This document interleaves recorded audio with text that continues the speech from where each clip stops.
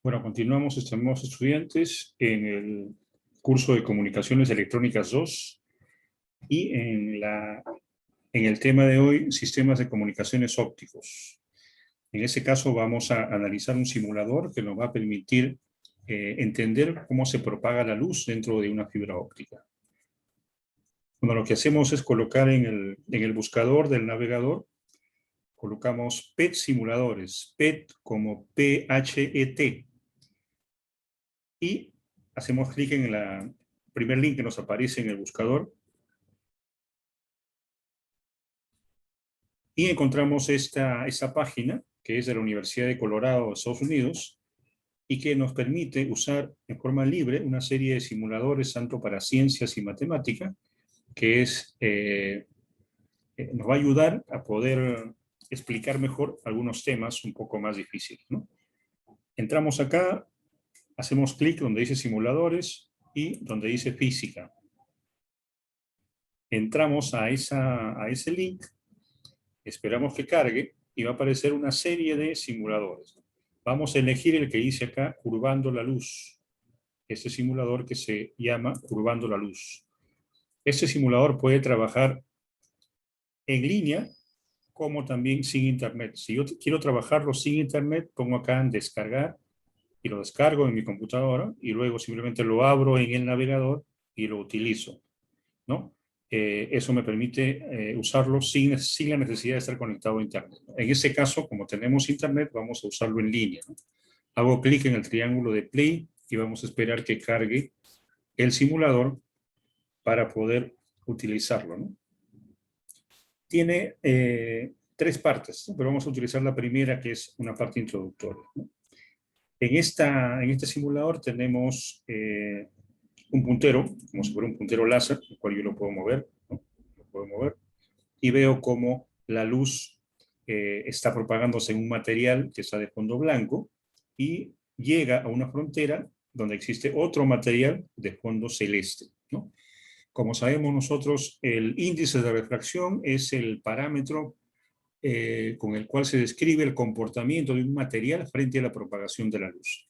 Y ese índice de refracción lo tenemos acá y lo podemos variar, ¿no? Podemos variar ese índice de refracción y por supuesto que va a variar también el comportamiento de la luz, ¿no? Podemos hacer la variación del índice de refracción de estos dos materiales, ¿no? También tenemos unas herramientas, por ejemplo, acá en un transportador, ¿no? Que me permite medir ángulos, ¿correcto? Y también tengo un medidor de intensidad, ¿no? El cual lo coloco sobre el rayo de luz y me dice qué porcentaje de energía tiene ese rayo de luz, ¿no? Lo puedo colocar en un lado o en otro lado, ¿no? Esa es una de las herramientas que tenemos. Ahora, utilicemos el simulador. Como sabemos nosotros, una fibra óptica está compuesta de dos partes, ¿no? Una parte interna que se llama núcleo y una parte externa que se llama revestimiento. La luz viaja por el núcleo y el revestimiento es justamente el encargado de evitar que esa luz se vaya al exterior y se pierda información. Se pierde intensidad de luz y por lo tanto se pierde información, ¿no? Entonces, vamos a suponer que el fondo blanco es el núcleo y el fondo celeste es el revestimiento, ¿correcto? Entonces, lo primero que tenemos que hacer es colocar los índices de refracción adecuados, ¿no? Para el núcleo es 1.5 aproximadamente, ¿no? 1.5, y para el revestimiento es 1.47. 1.47. ¿Correcto?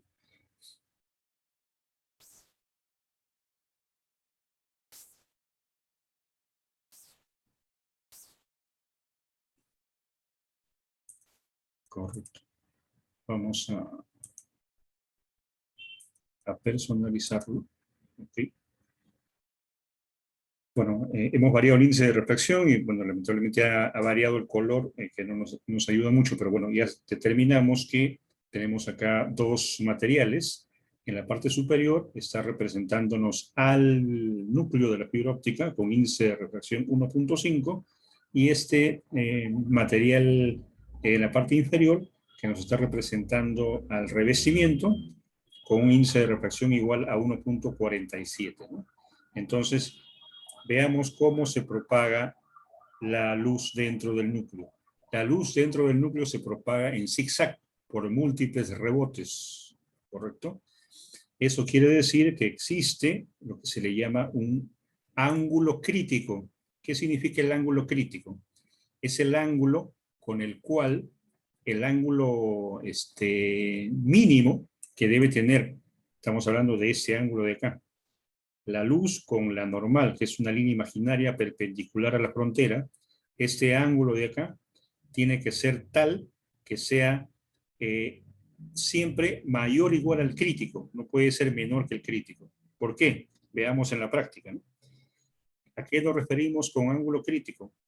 Para que la luz que llega a la frontera se refleje y siga viajando en zigzag dentro del núcleo sin perderse o irse al revestimiento, que sería una pérdida de energía o una pérdida de información, ¿no? Fíjense, cuando yo empiezo a subir el puntero, fíjense como parte de la luz se va al revestimiento, ¿no? Si sigo subiendo, todo se va al revestimiento y ya no queda nada en el núcleo. Eso es lo que no queremos. Queremos que toda la luz quede siempre en el núcleo, ¿no? Entonces yo voy bajando y fíjense cómo va a llegar un punto en que ya no hay el rayo de luz, se vaya al revestimiento, todo se refleje. Entonces justamente en esa reflexión total es el ángulo crítico. O sea, todas las reflexiones tienen que ser con ángulos mayores o iguales a ese ángulo crítico. A ver, midamos con el transportador cuál es aproximadamente el ángulo crítico.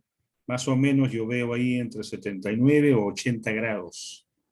79 o 80 grados sería el ángulo crítico para asegurar de que la luz siempre va a viajar en zigzag y dentro del núcleo. ¿Correcto? Si colocamos el medidor de señal, vemos acá que tenemos un 100% de la señal, y si empezamos a subir, fíjense cómo va disminuyendo el porcentaje de intensidad de luz que queda dentro del núcleo, ¿no?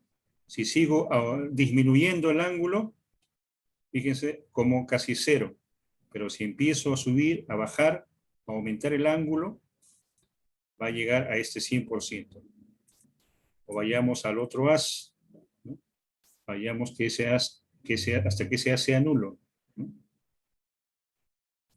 Aproximadamente, como hemos dicho, tenemos acá el 100% de la luz que queda en el núcleo, y tenemos un ángulo crítico que es aproximadamente de 79 grados para asegurar de que la luz quede confinada dentro del núcleo y siga viajando en zigzag y no pase al revestimiento. Bueno, esa es la aplicación que hemos hecho de este simulador, y continuamos con este interesante curso de Comunicaciones Electrónicas 2 y ese tema de sistemas de comunicaciones ópticos. Muchas gracias.